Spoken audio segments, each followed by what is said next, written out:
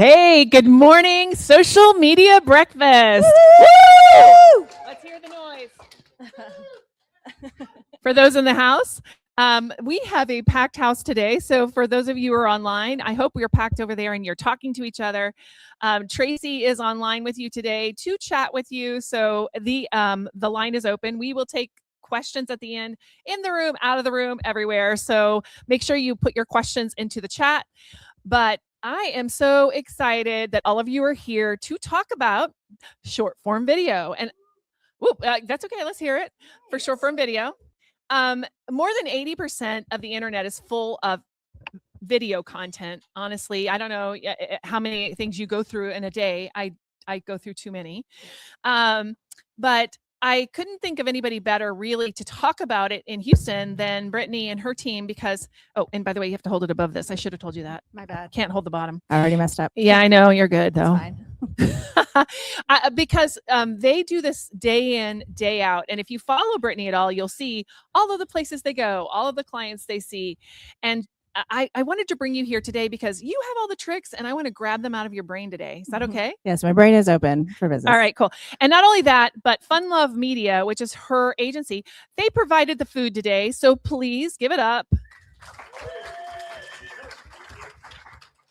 I promise you, if you come speak for me, I don't require you to bring the food. Usually I do it. It just helps me look But a little better. she called me up about a week and a half ago. She goes, "Can I like sponsor this and like bring the food?" I'm like, "Please, thank you." So by the way, that is one of the things we do offer is sponsorship, and you'll see on these slides behind us that we have all of that up. Also, there's a slide that's going to be coming through many times. This one, please make sure you scan it and say that you're here because we do get grants through the Impact Hub Houston, and that is how we pay for this. That's why you don't pay for this. So that is the only thing I ask of you today is to scan the code. This is your payment for me to make sure that we get funding. That'd be great. Scan the code. Yeah, scan the code. So Britney, it's so great to see you here. Thank you. Thank you for having me. Can we give it up for Cammie too though? Come on. Woohoo! You're sweet. I wanted to talk to you really quick about why short form video, but first, I want you to tell us a little bit about your background. I'm going to go a little bit deep here. Before you were the social media, person here in town doing all of these short form videos and like bringing us along in your day. I remember when you used to run on a treadmill. There's a bunch of things you did, but before all of that, what were you doing? Oh, okay. Here we go. How much time do we have?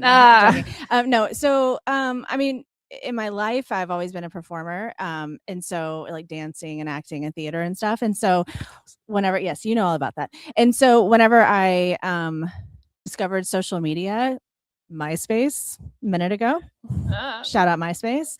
So those of us old enough to know, and if you know, if you know, you know. And I was like, what is this amazing? Like it was jackpot. Because to me, I was like, wow, that makes it a stage, and then the whole world could see you. And that's whenever I started loving social media. But then video came on like way later, and it was so exciting because I was like, wait a minute, you can get like it's socially acceptable to go like dance in the grocery store as a grown person and then put it on the internet on purpose. Yes. Sign me up. And I love that you say that because I would say, how many of you in here say, no, don't sign me up? Let's see. How many are yes, I like to do the video? Okay. Yes. Who are the no's? Like I'm like a reluctant video. Okay, boo. Okay, then we got the boos. Wait, some people didn't vote. Are some people in the middle? Like, I don't know, like maybe so. They're like, I'll get on camera, Brittany, but we're not dancing in the grocery store. It's a little much. Yeah, Freddie says if it's 11 o'clock on a Friday night, yes, or any basically night, especially if we're on Brittany's stairs in her house. It'll be great. Let's go. She did have us over at a party and we did dance. We did. And I don't dance. Ask anybody. We sang Eternal Flame is what we did. Oh, we did. Anyway. And put it on the internet. All right. I lost it. I lost the plot. I need to gain control here. It's fine. Okay. We're just gonna hang out. We're not gonna even talk. We're just gonna hang out. It's fine. It is a hangout. So you're an actor and you were an actor and are an actor. And I see you do this all the time. And you saw this as a stage or an opportunity to be seen in a certain way. Yeah. What about the PR marketing kind of side of it? Where did that come from? Well, I grew up working in the family business, so I already had learned a lot about business. Like, if you ever want to learn a whole lot about business, go and hang out with a small business owner for years, right? What kind of Am I business? right? We all know. Hi, Sandra. What type? My dad's business is a marine electronics business. Shout out Signal Electronics in Freeport. And I learned so much there. And so I was always interested in business as well. And so the performing thing, the business thing, it just kind of miraculously came together and makes sense.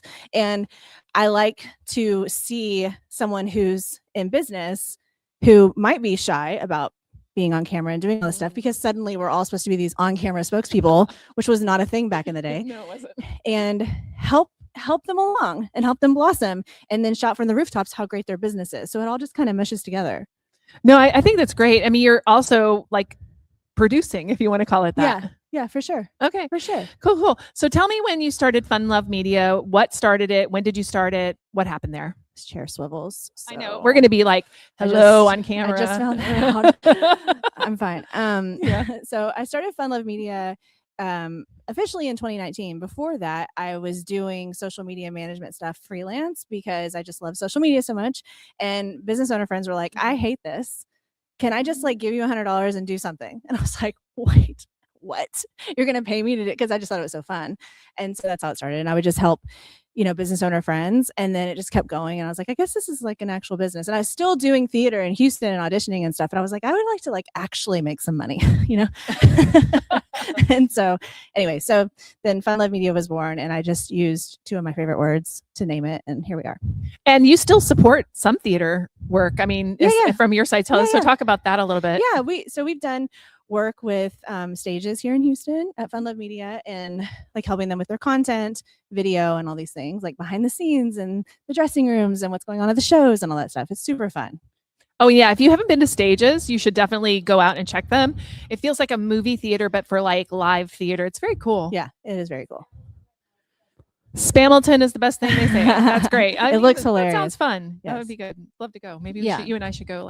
Okay. We're gonna have a date. All right, good. So that's great. So you started your company, and then you did stuff alone for a while, but you're not really alone anymore. Now you have a team. So could you tell me how the team concept came around? Right. Well, I wanted to build something big, because like go big or go home. I don't know how to do it any other way. And so I just thought, but I knew it would be gradual. So it's like really one person at a time. It's like, okay, you can help me, and I can afford to give you like $75 a week to do these like 3 things. Okay. Thank God she was like, okay. And then Megan, shout out to Megan. She's watching. Hey, Hi, Megan. We love Megan. Hi, Megan. She's in Kansas City. And anyway, and so you have to do that gradually though, if you're building a team, usually. Okay, sorry. I'm here. Sorry. You got to work your mic. Get really close to the microphone. Yeah, let's go. Okay. Anyway, so it just gradually over time, you just have to try to see like, what can I do? What can I afford? And treat those people really nicely. That really, really, really matters, because you need them to stick around, Yeah. Shout out to Tracy, who was also online for my team in Buffalo. Tracy. So we love you. And yeah, so I do agree with that, like slowly but surely. So if you're a small business and building a business, it's good to do it slowly sometimes and build your team over time. Right. Because then you have payroll. So you do have to make sure that gets paid. Yes, exactly. So that being said, what are you doing now? Like, what is your current way of doing business right now? Like, what packages, like, how do you do this? Okay. So we identify as a creative marketing agency. We are the creative people. We're not ads people, although I do work with a great ads gal, Vanessa. And we are there to create a lot of video, because video is such a huge deal right now. So a lot of times businesses will work with us and get on contract, and we're their social media team. We do all of it. Like, we're making a plan and a strategy. We're showing up at their place of business, and we're shooting video and photos. Shout out to Davina, who is our photographer and videographer, and she's over there documenting this right now, because we document everything. And we're going into the businesses, and we're shooting everything, and then we're going back to the computer and getting to work and editing and creating all these social media posts and actually posting it for them. That's like the bread and butter, is doing that whole process for businesses. But we also do one-off video projects and things like that as well. Right. So great. So that being said, you're doing video how many hours a week? Oh, a lot. I don't know. It's a lot. Yeah. So that being said, we're going to go into the how to and whatnot. So we're going to pick her brain. Are you guys, do you see why we want to pick her brain now? Okay, great. I'm just giving you that first. Thank you. So the pick your brain part is coming. So what if I am like a business and I don't have a ton of money yet, like maybe to hire you because, you're expensive, but like reasonable, I bet expensive. So like what do we do for no, she is. It's very reasonable. It is. It's what they do. What they do is like really important. And if you have like a package of videos from Britney and her team, you have like the way to like promote your business. Right. So I would say invest. Obviously, we do that too. In our agency, we do all of the social media for our companies too. So it's really important to invest. Yeah. But what would I do first if I'm just kind of starting out in short form video? What would be your first step? Do you buy a bunch of equipment? Tell me what you would do first? You don't buy a bunch of equipment. You have a recent model smartphone. You clean the lens. You have a place. I mean, look, you have a setting that's well lit, preferably from the sunshine and a window. That'd be great. And you have a tripod and maybe a little wireless microphone. Like really equipment wise, that's it. I mean, you're really not doing anything super fancy. You're doing it yourself. You want to have some sort of a plan, but honestly, you're going to stumble and you're not going to know. Like if you've never done it before, you've never done it before. How are you going to know? And the thing is about what's so tricky, I think, and scary about video on social media when you're starting is that you have to mess up in front of an audience. But if you're just starting, the audience is small. So like, what are they, like 5 people watching? It's fine. So it's kind of, both ways, but you just have to dive in and start. Really. And you don't have to, I say, don't let preparation turn into procrastination, because if you keep putting it off, try to be perfect. It's Yeah, no, I definitely, that's going to be one of the biggest problems because I think the problem is people turn on the video and they think, I don't know what to say. Right. Well, you might not know what to say. And you might look back later, like I do now, like Facebook memories. Can we stop with that? I will literally delete. Like if it's like this 8 years ago, that's what you said. I was like, well, nobody ever needs to see that again. So you're going to probably cringe at like stuff you did before, and that's okay. Like it's also just accepting yourself. It can get really deep. I call it social media therapy because you have to really just have a good mindset and be like, I got to dive in and try this. And I am who I am. And sometimes I'm like, that's just what my eyebrow looks like. And we're going to have to go with it. I love it. And what if you just like say, I hate social media in general? Like you just like, you're not a person that loves to be on it. Do you still need to be there as a business? Yes. If you hate social media in general, you're doing it wrong. The end. Ooh. Go say more. Because it can be what you want it to be. It doesn't have to be what this person does or what that business does. You don't have to see certain things in your feed. You can train your algorithm. It is what you make of it. It truly is. And if you hate it, you're doing it wrong. You may not love it. Maybe it's not your favorite thing, but if you actually hate it, you're not doing it right. You want to customize the experience when you're actually the audience and you're scrolling. You can look for the kinds of content you want, and that's what's going to show up more in your feed. So that keeps the vibe positive and what you're seeing, right? And then you're creating stuff that you choose to create. You don't have to do it like other people. Do what feels good to you, and then you're not going to hate it anymore. Well, there you go, guys. You're not going to hate it. And part of it is because of the connections too, right? Oh, it's huge. It's huge. Like, I mean, I have some of the coolest people in my life because of social media. Bottom line. I mean, you're connecting with people anywhere and everywhere. And it's honestly really, really beautiful. There's really not a whole lot bad I can say about social media. I mean, there's always going to be humans that mess up something, including social media, but that's not the focus. That's not our thing. Our thing is positive. We're doing good. We're building connections. We're building businesses. We're building brands. We're helping people. We're spreading word all over the globe. That's the deal. Yeah. And I've heard somebody the other day tell me, and I'm not going to out them who they were, but they said, I'm just not going to be on LinkedIn as much anymore. It was a LinkedIn that they were working on because I really nobody ever talks to me there. And I just don't seem to connect it. I don't get any leads. Oh. So can you explain that? Oh, wait. Okay, Jason, I'm sorry. I didn't mean to out you. That was me. It wasn't, but yes. Okay. If you feel like it's not like you're not seeing like results or it's not productive, is that what you're saying? Yeah. Like you think, then you're probably still doing it wrong. but the results may not be what you think. It's not always about transactional sales. It's about building connections. It's about brand awareness. It's about visibility and attention.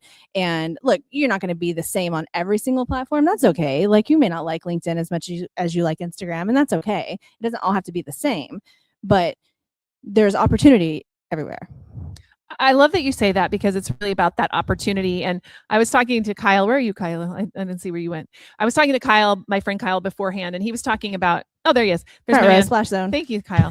I was talking to Kyle ahead of time, and I told you I was going to use this. Sorry. And he was telling me that what opened doors for him is just asking people, how can I help?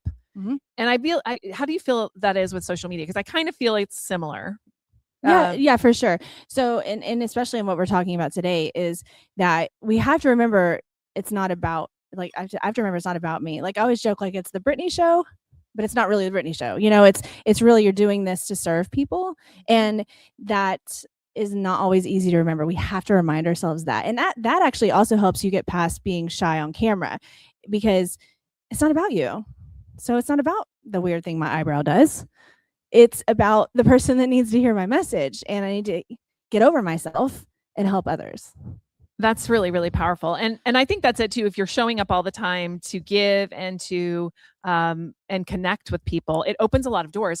Tell me what kind of doors have been opened through social media for you? Oh, there's a ton. And actually on the flyer, if you scan the thing for the 7 values of social media business owners, those are all the examples, the big examples I've come up with over the years, is that these things that come about because you're present on social media, because you're showing up. It's, yes, of course, you can increase your revenue, and your sales and things.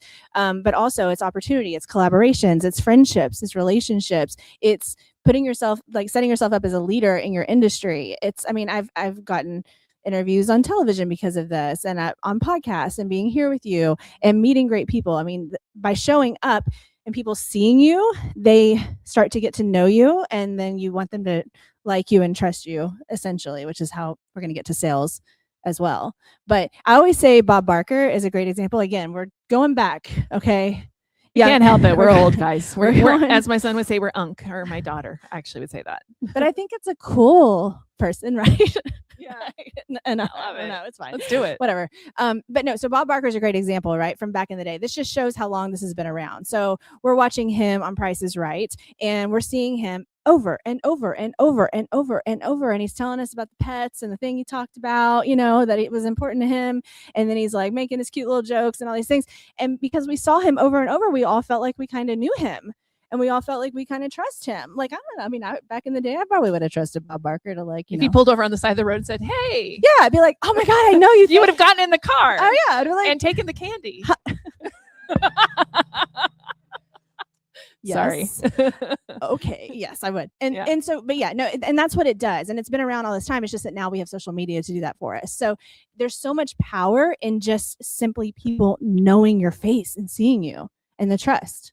Yeah, I mean, that's the story about how I got on Good Morning America too. Really? Yeah, it is. I love it. So somebody had called somebody to ask them to be on Good Morning America, or if they knew someone to talk about a topic, which we won't go into it. It was very shallow, but they said, "Hey, would you come on Good Morning America?" It was during the pandemic, so I just fired up my little studio, and boom, I was on Good Morning America, doing my commentary. Yeah, that's great. You never know what it's going to lead to. And this is just the power of networking, the power of showing up, the power of being on camera now and letting people see you.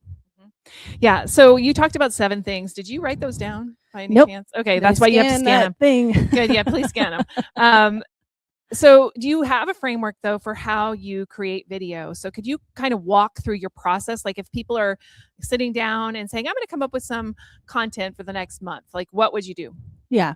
In general, what I would do is I would just make sure and actually do it, first of all. That's people say, "What's the biggest mistake people make on social media?" I'm like, not using it regularly. That's the biggest mistake. So you need to have a plan of some sort where you're posting content of some sort every single week. And you can build it up to more than once a week, of course, and as much as you want to, but you have to have that plan in place. You can use a calendar, or you can whatever you want to do to organize it, but you have to have some sort of plan in place. But as far as like these specific kind of videos, I have my notes. You ready? Yes, go. Okay, so we're going to talk about shareable short form video. So very specifically, if you want people to share your videos, and why would you want someone to share your videos? Well, more people will then see the videos. Hi, Vanessa. Our ads person. We She spoke right about you before you walked in. She can do ads. It was all good. Oh, perfect. So why would you want someone to share your videos on social? We're talking about vertical short form videos, okay? That we're all scrolling. You all know what it is because we're all looking at it every day. Don't pretend like you're not. And I think there's nothing wrong with that, by the way. But we're wanting people to share it for multiple reasons, right? We want more people to see it. That also builds more trust. It also increases your visibility in general online and all the wonderful things. So that's why we want people to share these videos. But the whole point of these videos, and I have my notes because I was afraid I was going to forget, is to get the attention, brand awareness, and building trust. But I know that marketers like a call to action, right? I feel like we want a call to action, but you just can't worry about that so much in these. So let's go ahead and set that aside. We're not trying to be like, and buy my thing at the end of this video. That's not the point of these videos. The point is to grow your visibility, bottom line. So keep that in mind when you're wanting somebody to share it. Excuse me. So I would say, like, I'm going to tell you a few things first, like what it happens when somebody shares your video, like what that even means. So the first thing is that it tells the creator, you, that the video resonated with the viewer. Like if they shared it, like we've all shared a video with somebody in the DMs or in our own feed or whatever, it tells you that it resonated with them. So that's fantastic. It tells the viewer that you understand them, which is huge, right? They're like, oh my God, she gets me. Yes. I'm totally sharing this, right? And that really, really is very, very powerful because you want the viewer to feel that connection with you because it's just going to make everything better. It also tells the algorithm, because we do need to worry about that people like your video. And whenever it sees that, it's like, oh my God, look, these people like this video. I'm going to show it to more people. And then it keeps going and going, and you're going to build momentum. So all these things happen. And then it builds the trust that we keep talking about, because that means like I'm not going to share someone's video if I don't trust them, right? Like if I'm like, oh, she's a little, we're not going to share her video, right? And it builds trust. So these are all the things that happen with that. But we can go into framework, like how you actually do these videos. Yeah. And before you move to the framework, which I do want to do, is interestingly, you just said it makes people share things, it makes people do things, and then they relate to you. That means that you've successfully made the video about them. Yep. At that point, because you will share a video that's about you. But my question is, do you really want to have a person in your circle that every time they finish their sentence at the end, they say, and you can buy my thing at $9.99? Like that. I often ask my clients this too, like, would you like that video? Yeah. No. So do you think about that with your clients? Like, do you have to fight them? Yeah, I think that the I'm just feeling, I'm having feels here. I think that the natural thing, especially probably if you're of a certain age, is to be like, and then this thing's on sale. Go to my website, follow me, whatever. And we don't always have to do that. I think that people are more and more familiar with social media. They understand like where they can go click on the thing. Like if you want to say it real quick and you're good at that and you're smooth talking and you just like go past it really quick, fine, whatever. But like don't make a thing of it, because it does turn it into a salesy thing. And it really is just about building brand awareness and your visibility. In this case, this kind of video. Yeah. And I'll just give an example, because I was listening to a guy who actually kind of but he was talking about food, and he was showing like a way to cook a certain meal. And I'm trying to do better with my meals. And he was talking about how important olive oil was in your meal. And I'm like, yeah. I was like shaking along. And then he said, and here is this olive oil thing that I'm like the sponsor of, and I'm like, oh, 3 bottles for $99. I'm thinking, yes, I'm sure it's really good. But right. Yeah, no, it's true. It can really like rain on the fun parade, that's for sure, if you get a little too salesy. Yeah. So that being said, let's talk about it. Okay, so to create shareable short form videos, first, like your mindset and approach. So like we said, it's not about you. It can be about us. It can be about me and Freddie together because we have the same thing in common. But if I make it just about me, why would Freddie share my video if it's just I do this and I think this? That's not right. It's not. So, but if it's about us or it's about him, then he's going to share it. So we have to remember that. And this can get really tricky when you're making the video, because it's our natural thing to start out and be like, I had this thing happen. And there's a place for that, but that's not what this is. Okay. So it's not about you, it's about them, or it's about us. And it's okay if it's not exactly literally something that you said. So if I'm trying to express some opinion that I think that Freddie and I share, it's okay if I'm talking theoretically. You know what I mean? Like, I don't have to say exactly something that he and I did, if that makes sense. It doesn't have to be literal. But that approach of it's not about you is a huge thing. But on the video itself, so if you're trying to make sure it's not too long, first of all, because when we share videos, we usually share, right, pretty short ones. Usually you don't share like the 2-minute. You might. I mean, we're getting shorter and shorter and shorter every year. Yeah. In all the ways right now. And so I would say focus on the video not being too long. That's kind of just a practical tip. The length, I mean, honestly, depends on what the video is about. If it can be less than 15 seconds, cool. Because again, this is about brand awareness and visibility. Hooks, we always talk about hooks in content and in videos and at Fun Love Media, and we try to have all the hooks. So you're gonna have like an audio hook, a visual hook, a copy hook. So this is what gets Can your you go attention. into depth about hooks? Yeah, so this is what gets your attention. A hook, it's like a headline in a newspaper, right? And so at the beginning of the video, it might be like, you know, I cannot believe I had to change my kid's diaper in the middle of Disneyland. And that's your hook, right? Because that's kind of like, oh, what's she going to say next? That's kind of funny and intriguing or whatever. So you want to have some sort of hook if you're talking. So you don't want to be like, hi, guys. Lost him. You wouldn't believe what Britney is going to say next. I lost him. You got to get him in less than 3 seconds. You really got to get, and think about when you're scrolling. You're going to scroll right past something if it doesn't get your attention right away, unless it's like your cousin and you're obligated to watch all their stuff. Otherwise, you're not. And so anyway, so we're going to get their attention. So you're going to say something to get attention. You're going to have movement. It could even just be like popping into frame, or it could just be like, oh, I'm setting the phone down, but I'm not really, but I'm like pretending like I'm setting the phone down, or I'm like putting my drink down. Right, exactly. Oh, let me fix my plant before I start the video. Oh, hey, so, but you want to get right to it, get right to the point. And then you can have audio hooks. So if you're using music, especially, like strategically think about what part of the music it starts with. What's going to get attention? Or maybe there's a little build up. I like a little build up. You're using background music and it's like, no, boom, beat drop. And something happens. Yes. So all these things are hooks. It's ways to get attention in the first 3 seconds. So that's what you want to make sure that you're doing, in addition to it not being too long. You can use trending music, of course, if you're using music, but if you're talking, you don't have to use music. But this is all going to happen now. But the key with all this is that it's shareable. So it's really about like, what would they say? I want to be their voice. And that is a skill. It's not easy to do. You have to practice. But what would Freddie say? What would Christina say? I have to think about it that way.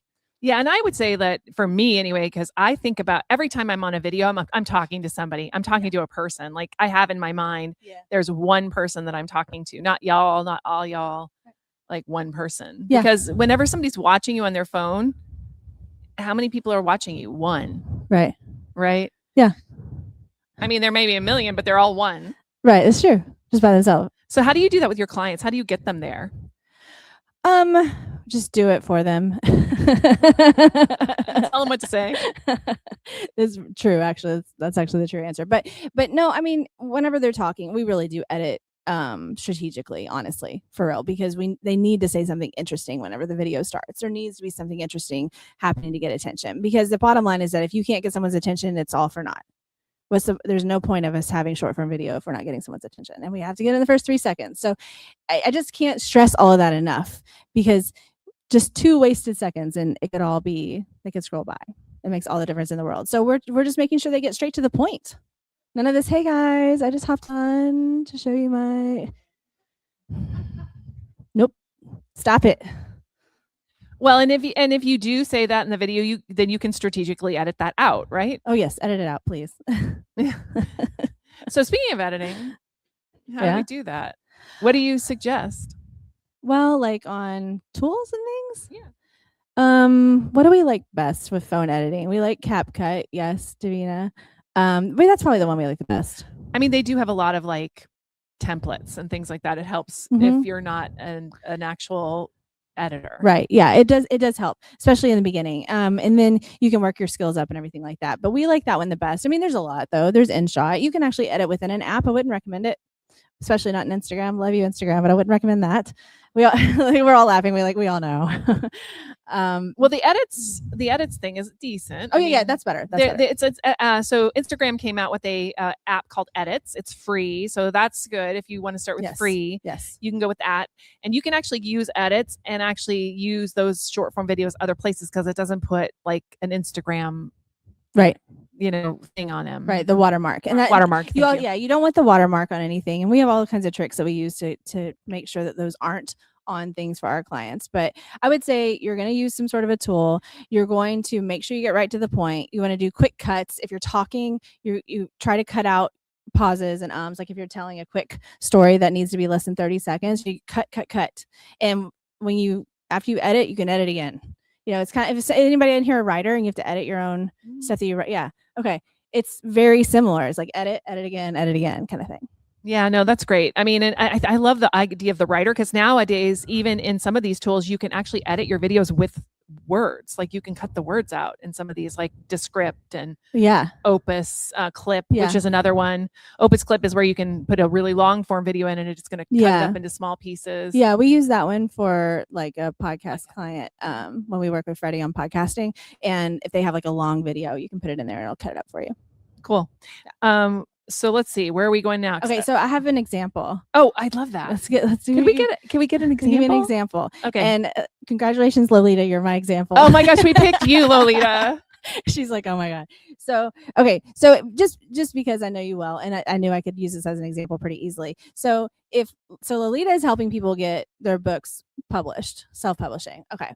So instead of say her getting on camera, even though we love you and we would love to know everything about you, but let's say that for social media breakfast when we're chatting on camera, you don't need to tell us about your services. I'm not saying she does this. I'm just using her as an example. You don't have to list it out. I do this. Again, we're getting salesy.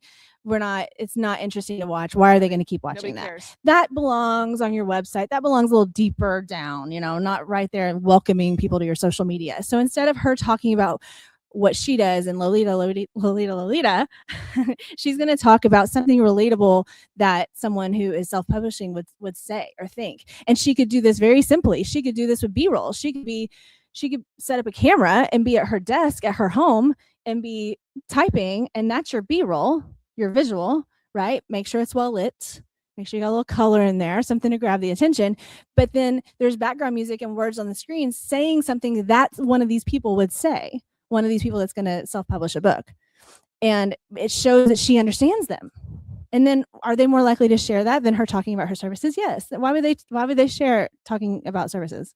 There's no reason. You know what I mean? No, totally. And I love that you just said this because it's without having to be talking on a camera. And I think that's something that people are afraid of. Yeah. No, it's really, really powerful. Actually, I don't barely talk my stuff at all, right? Like, I mean, in this, it's music, but still, you don't have to talk. You can have B-roll and you have the message on the screen, and the message on the screen is what's going to, that's super important in shareable videos. If that resonates, they're going to share it in their stories. They're going to share it in the DMs privately with somebody to their feed and so on. So you have to talk about the person you want to share it.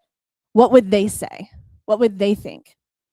No, that's great. And if you're an expert, you should know that. But if you don't, there's a lot of great ways to figure that out. Do you have any tips on that side about figuring out, what people might say? In our work, I just really make it a priority to truly understand the client and get to know them and actually have conversations and be present whenever we're shooting content with them. I go and talk to them and get to know them. If I need to meet your wife, I need to meet your husband, I meet your dog, I meet your baby. It's fine. Like, tell me all the things, because the more we know about who we're working with, the better, really, because it's not easy to be someone's brand voice, as a lot of us know in marketing. It's not easy to do, but the more you can learn about them, the better. Just learning. No, I love that so much. And for you as an expert, you can go out and listen to what people are saying online about a specific topic that you are an expert in and use their words. You said something very important. Use the words they would use, not the words you would use, not the legalese or whatever it is, right? Right. No, exactly. It's speaking for them, and I can use one of my silly videos as an example. I had this series of videos I would call the orthodontist jams, where it was like it's aimed at people of a certain age range, those of us that spent a lot of time in the orthodontist chair in the like 90s probably, and they always had really good music, right? Like at the dentist office as well. I mean, I think it's good music. It's like easy listening. Hall and Oates, right? Yeah, it was like top 40 in our day. Now it's like music. It's like soft rock. Look, soft rock goes hard. Anyway, so that kind of music is what was playing, and I knew, and I'm trying to reach a certain age range. This might be helpful if you're trying to reach a certain age range, and I know I want to go with people that are like Gen X, Zennial, and older millennials. And so I'm like, well, we all sat in the, not all, but a lot of us sat at the orthodontist for like, well, how long were you in there? I mean, those things were, I don't know, were we in that chair for like 45 minutes, an hour? Is a while. And they had the music, and so started talking about that in my videos. If I was like, I want to do, say, a Hall and Oates song, and we're going to just jam out to it, the words on the screen are, you know, songs we heard when we were kids at the orthodontist office that hit even harder now that we're in our 40s. And this accomplishes a lot, though. It's strategic. It accomplishes me attracting the right people, attracting the right age range. I'm using my humor, so people are getting to know me. It's fun. It's enjoyable. They're going to share it because, oh my gosh, I love that song. And I totally went to the orthodontist and I got the colored little rubber band thingamajiggers, whatever those are. And we connect as people within this time frame and within this age. And we all come together over something that seems silly and dumb, but actually can be really fun, cute memories. So you see super relatable. Super relatable, right? Yeah. So it's just an example, but you think of things that you can relate with these people and don't make it just about you. Oh, I love that so much. And I think that you're also talking about, I've seen these too, like, you know, here I am, the person, like, this is what happened, like these songs that hit a lot differently now that I'm old enough to understand what their actual meanings of the words are, those kind of things. Yeah, for sure. Yeah. Or the ones that we should not have been singing when we were 10. When we were 10. Yes. But we were. There was a lot.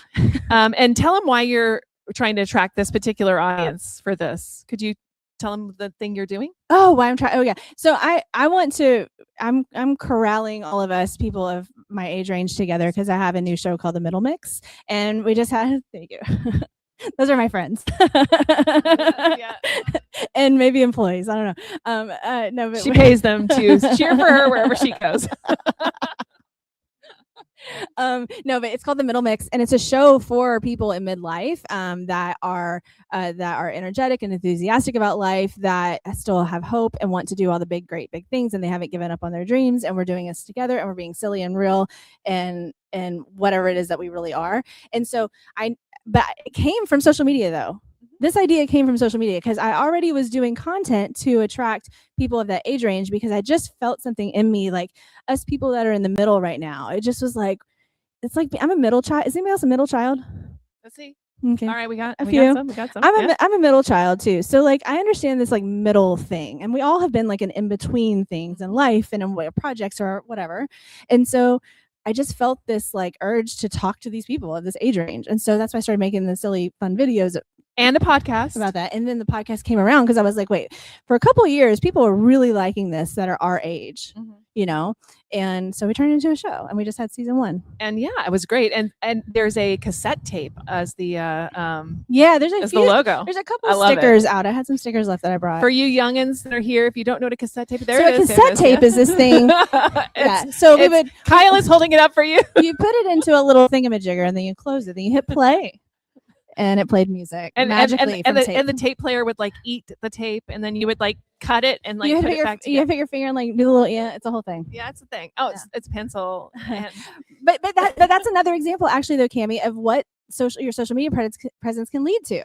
And it's the coolest thing. You never know what's going to come about from it and who you're going to attract. And you really are building a community. I know it sounds cheesy. We hear that word all the time. I think is another community, but this is a community. This is a community. You guys are my community. Yes. Thank you for being in my community this morning. You've built an amazing community, and it really does. And Jennifer, powerful. Please put up your hand because she never takes credit. She's like, she's right there. She did bring the tacos. Look at her covering her face. Please, she brought the tacos. But it's true, and it's really, really powerful what you can do when you bring people together. And I feel like just as humans in general, we just need that, and that's what social media does. That's why I get really frustrated when people are always saying bad things about social media. Not only are you doing it wrong, but stop complaining. We have this beautiful opportunity to connect with people everywhere and to do good stuff and to enjoy it and to help people. Like, why are we complaining about this? This is jackpot gold. It is. And having those connections make it fun. It makes it I'm bringing it back fun. to the earlier question about like, is it fun? Yeah. And how do we make it fun? That's a good question. How do we You're make called it fun? Fun Love Media. You should be able to answer this question. The pressure. Yeah, the pressure. Yeah, I mean, I think that it's just making sure you're not getting distracted by other people's opinions. That's a big thing. If any of you have ever gone viral or even semi-viral, anybody out here? When I mean, not Dr. Buffoni's here. So yes, you have. Happened, yeah. And so what happens is that more people see your thing, therefore more people comment, and then you're more likely to have the rudeness and the negativity and things like that. So that can happen, and that can be discouraging. Oh, and you did something cool with that though. So what did you do when you got a lot of negative comments? You did something cool recently. On the show? Just one of your posts. It was a post that you did, the negative comment post. Yeah, the joy. Yeah, she does. Yeah. So, but I don't remember what. Oh yeah. Oh, thank you. So I post more than once every single day all year, so I get a little. But yeah. So you know, you have fun with that. You can call people out on their rude comments if you want to, and have fun with it. But I don't like to make it like this negative thing where we're starting a fight. You weren't negative. We just like kind of like joke about it, you know, because her name in her profile was Joy, and she said, "Lose more weight, and I'll be interested in watching you." And I was like, Joy, you're going to be the star of my next video, girl. We're going to get so much joy from you. I mean, first of all, it's not Joy. It's probably a fake account. And that's another thing we got to remember. These are not all real people. They're not all real people. And also, they're not all like, you know, in the best place probably. Maybe they're just saying things they don't mean. I'll leave it at that. Just kicking the dog, so to speak, as we talk about, you know. Yeah. It's unfortunate that really it's out there. And that's part of like social media too, is understanding that if you do get popular, so you're wanting to get popular, if you do get popular, then the negativity comes behind it every single time, including for a brand. And speaking of brands, because I know this is the one question I get from everyone. So does this work for a B2B brand? Everybody asks this question. Who wanted to ask that question? Don't raise your hand. Does shareable short form video works for everybody. You just adjust it to make sense. So if you're, I mean, really it's about speaking to that, like being that person's voice, being that brand's voice, whoever you're trying to help. So what would they think? What would they say? What would they need? How would they express themselves? And you do that in the video, and then they're going to want to share it. Is that what you're asking? I totally am asking that question. Okay. I mean, I'm thinking about every single public library in the entire United States and how they've become actually interesting accounts to follow. Have you seen the library videos where they dance in the library? Yes, please. Like, and not just dancing. Then you have people, they do little skits. Yes, and it's very cool. The comedy and stuff. It's great. I mean, the Dewey Decimal System. I mean, I've seen some really funny ones with that one. I don't know what that is. It's a card. I'm older than you. I just aged myself further. It's a card. We called it a card. No, we called it a card catalog. I'm sorry. Sorry. I got it. I'm with you. Nope. She's so young. No, I know. I just called it something different. I'm sorry. But but you're right. And I mean, we've worked with a car dealership and the guys danced on camera, right? If they're getting attention, they're letting people know their personality and that sort of thing. So it can also, you don't have to dance. You don't have to, but I'm just saying it can also go to that. It can also just go to comedy, fun, personality. So people are getting to know you better, and then they're going to share it just because they thought that you were fun, right? You're thinking about why would someone share this, and you have to be real with yourself, and that's kind of hard. Sometimes you have to have a little moment and be like, I'll look at that and I'll be like, Brittany, nobody's going to share that. You got it. Nope. Edit it again. And plenty of them go out without being shareable. So that, yeah. And it's not every video you put out, but you're going to put these within your plan. So that way, while you're doing the other things, you're also building your brand awareness and becoming more visible to people. It's just part of your overall But what if plan. you put out this shareable video and nobody shares it? Well, then you just have to try again. I mean, when at first you don't succeed. How many, I mean, I know this just because of the algorithm. When the algorithm comes out and you put out any kind of post on anything, on any platform, it doesn't matter where it is, it only shows it to like a very, very small percentage of that audience, your audience, or whoever they think might like it. it's very small. And if people start liking it and sharing it right away, then they'll open it up. You said this earlier. Yeah. So that's yes, exactly. And so that's another thing we want to think about, because that helps build the momentum of the post. And that's just how it works. Look, it may be different a year from now. Social media is always changing, but that's how it works. Would you try to share the same one again at a different time in a different place? Oh, yes. So when and how and especially how far if apart? Could you give us some guidelines on that? Can I give an example of somebody in the audience? Yes, that'd be great, actually. Look at Trevor. He's like, oh God. Trevor. So I heard people on the way in say, I've seen this guy on Dr. Buffoni is in the house, everybody. Hello. He by the way, he visits everywhere in Houston. So if you want to see anything good in Houston, go follow him. He works at UH. He's amazing. Yes. And yes, he makes it fun. And he's one of my best friends. And so Trevor's a great example, because we were just talking about a video that he shared yesterday as a Throwback Thursday, which is cool also to do that kind of throwback thing, especially if you have these special memories, these special things, right? And I mean, overnight, I think it's already at 300,000 views. Yeah. Buddy. And he shared this, you guys, this is from years ago. He shared it many, many times, 4 years ago. And he shared it many times, and it's totally okay, because we're not trying to like trick somebody like this is new when it's not. No, it's okay. We're just sharing it again because people liked it last time. Why would they not like it this time? And it's really as simple as that. 300,000 people later. Since yesterday. Oh, his handle is Dr. Buffoni. Dr. Buffoni. Buffoni. Buffone.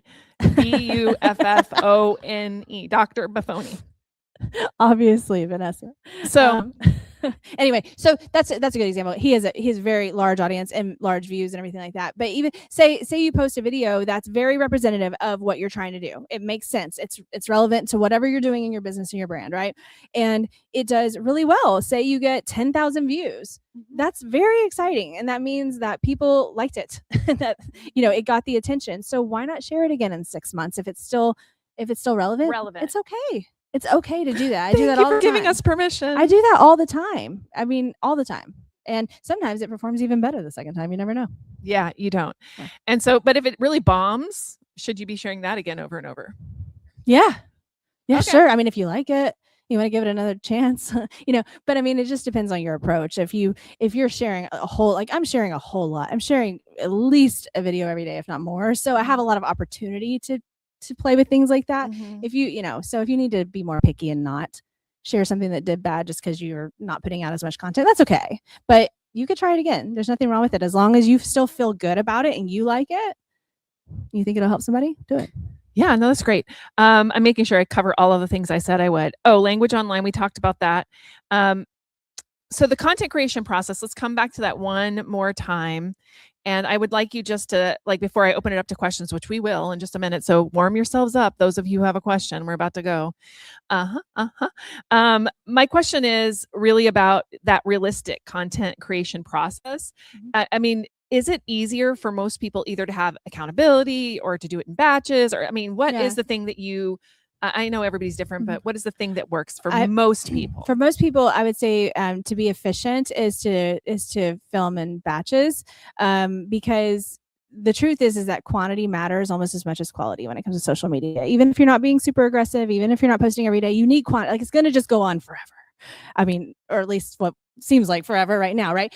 You're going to need videos this month. You're going to need them next month. You're going to need them next year. So you may as well be efficient with your time and go ahead and film. I mean, especially like, look, I did my hair and makeup. I'm not going to do one video. That's ridiculous. We're doing 10, and for real, you can change clothes if you want to or not. It doesn't really matter necessarily, but that's the efficient way to do it for social media short form video. I would highly recommend that. And then you're setting yourself up for success, because if you can film 10 videos, in say a couple hours at your house or your office or whatever, that's amazing. You have videos for weeks. And then if it just sits on your hard drive, I'm not asking because I know anything about this, and it sits on your hard drive and you never edit it. Like, so could you talk about that next step? Hire someone. You could hire someone, or not. And it's really accountability. It's like it's very much like fitness. I compare social media to fitness. If anybody's ever been on a fitness journey before, it's a gradual build. You're going to accomplish goals gradually. It's not overnight that we're suddenly looking some sort of way or feeling some sort of way, right? And it's same thing with social media. It's gradual. So you have to commit, and it's just each day go ahead and make sure, or each week, whatever your schedule is, do the thing and commit to it. This is something that you have to find within yourself, and you find your own tricks to make yourself accountable. If you need to have a buddy to hold you accountable, if you need to put it on your calendar, whatever. But if you don't do it, then nothing happens. Yeah, that's so important. I mean, for me, it has to be on my calendar, and I have to have maybe some accountability, which is very helpful. The other question that I have around that is also focus on the content, because Dr. Buffoni, yourself, you guys have something, a shtick, if you would say, that you do. So but I've also seen people just, put something this and then that, and kind of wander around. What tends to work?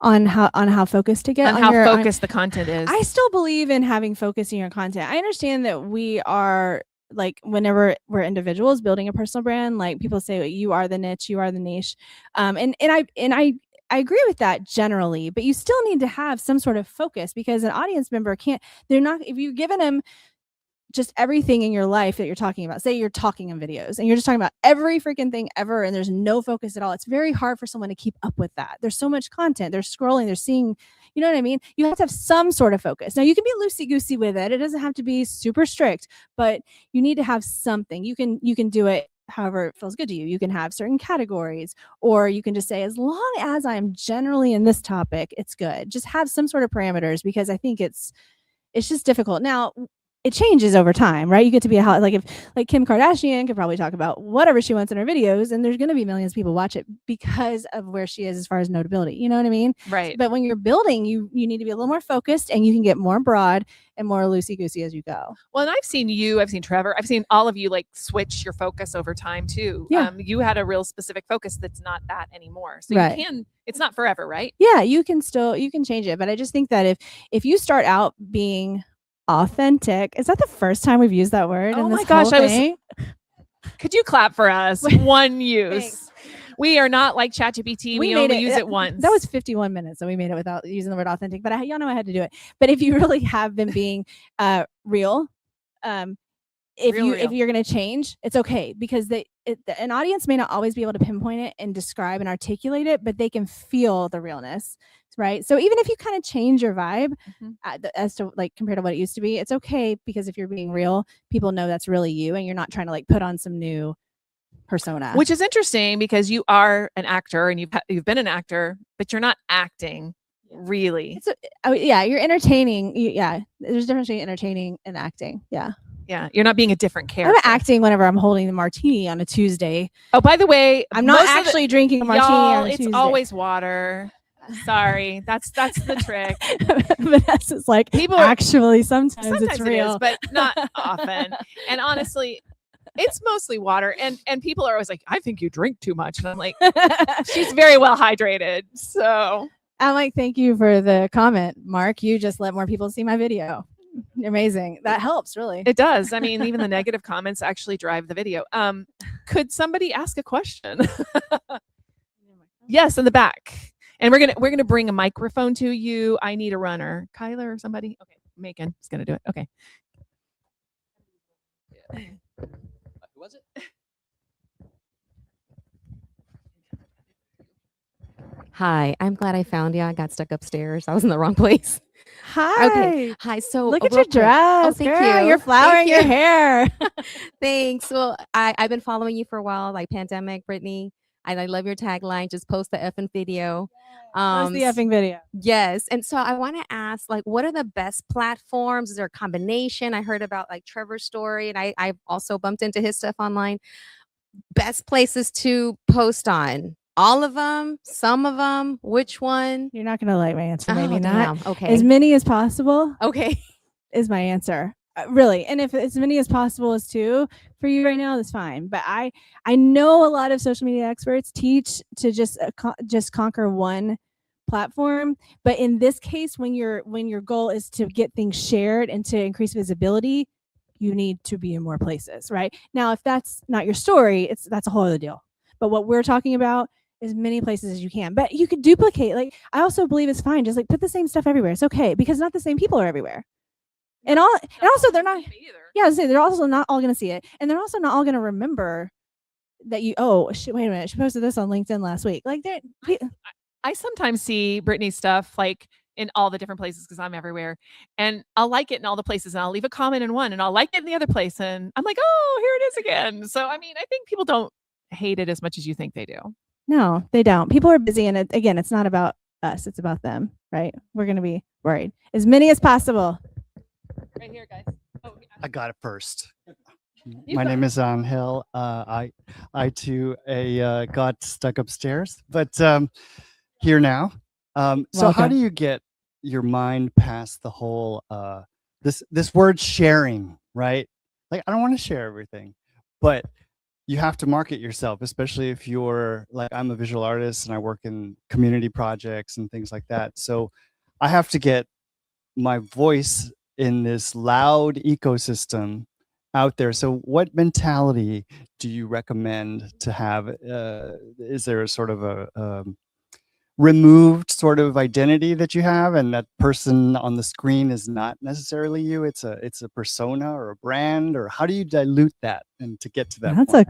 it's like a Beyonce alter ego, kind of. So if that's what works for you, that's what you should do. Yeah, I mean, I think that's cool. I think that because you ask anybody that's ever in front of an audience, right? Like you have some sort of a change within yourself when you're in front of the audience. I mean, it doesn't mean you're a different person, but maybe you're more energetic, or maybe you're more whatever. So yeah, I think that you can do it that way if you want to. It really is a lot of mindset work. I know it may sound a little cheesy to say this, but I do think it can get really deep if you're really trying to get into this and really trying to get visible. You have to really just come to grips with the fact that people are going to see you. And if you need to have a little bit of a different persona thing, cool. But also you get to choose what you share, and remember that you don't have to do it the way someone else does it. So if you watch someone else doing it and you're like, I don't want to do that. It's okay. You don't have to. You do it your way, but it's about people seeing you and about you recognizing that what you're doing is valuable. Very deep as well, but but it is. It's very valuable what you're doing, obviously, and people won't know that until you tell them, right?